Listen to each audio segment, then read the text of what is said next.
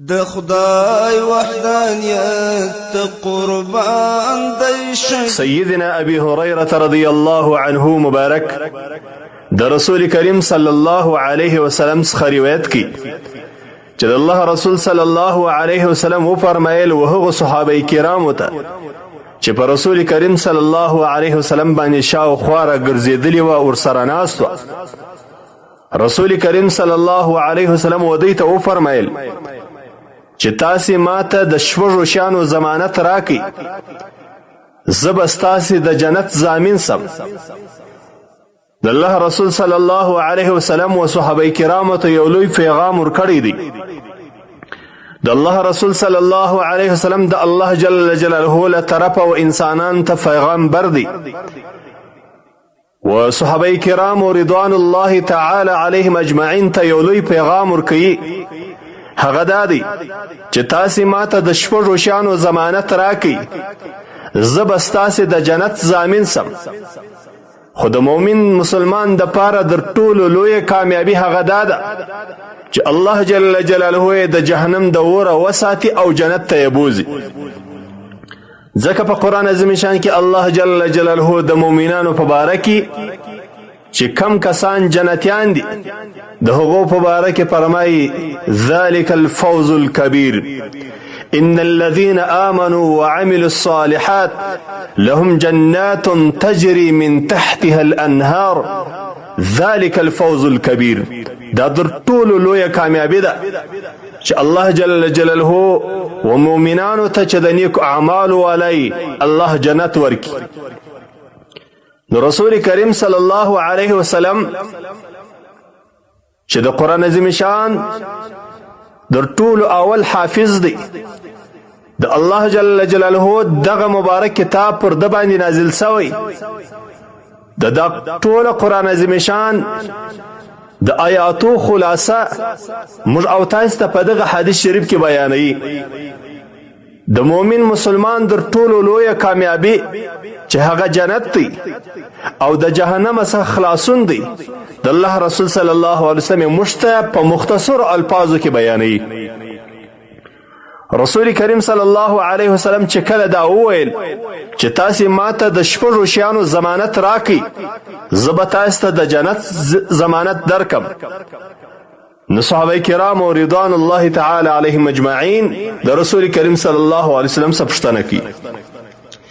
بالخصوص سیدنا ابي هريره رضی الله عنه مبارک فرمایي چې ما و رسول کریم صلی الله علیه وسلم ته وویل قلت ما هي یا رسول الله، اذا الله رسول دا څه دي؟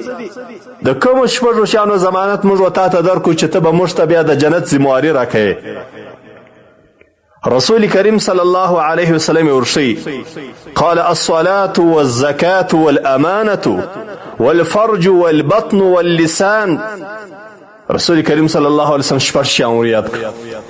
په هغو شپږو شیانو کې اوله ور چې د الله رسول صلی الله علیه وسلم ور یادوي هغه لمونځ دی چې کله د یو مؤمن مسلمان لمونځ برابر وي، لمونځ یې په شرعي طریقه باندې، لمونځ یې د خپلو اصولو او ضوابطو او قوانینو سره برابر وي، د لمانځه دپاره چې څه فرایض دي، واجبات دي، سنن دي، مستحبات دي، دا برابر وي، پر ښه طریقه باندې لمونځ ادا کړي.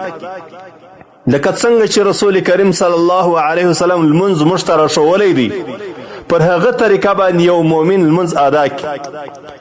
5 وخته لمونځ الله تبارک و تعالی پر مؤمنانو باندې فرض کړی دی.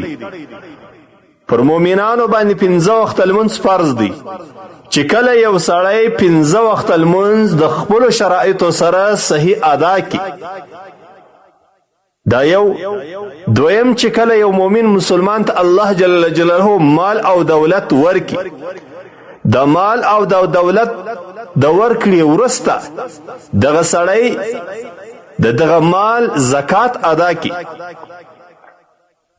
دریم چې کله یو انسان ته یو څوک امانت کښیږدي، امانت د مال امانت دی که د خبرو امانت دی، نو یو مؤمن په دغه امانت کې خیانت نه وکړي، د امانت د خیانت څخه ځان وساتي، د الله رسول صلی الله علیه وسلم دریم دا شی ښوولی.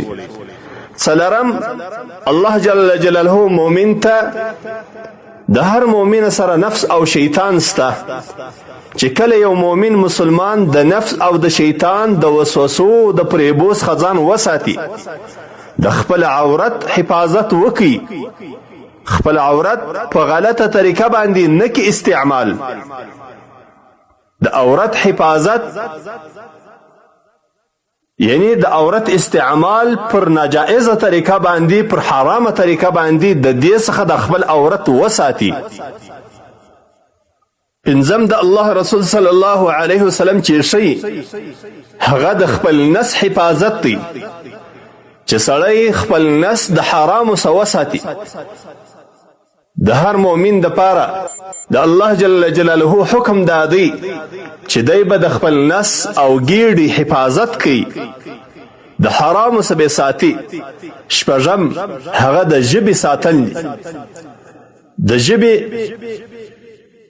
ژبه په نارواو غلطو طریقو باندې نه کې استعمال، په درواغو کې ژبه نه کې استعمال، په غیبت کې ژبه نه کې استعمال، په بهتان کې ژبه نه کې استعمال.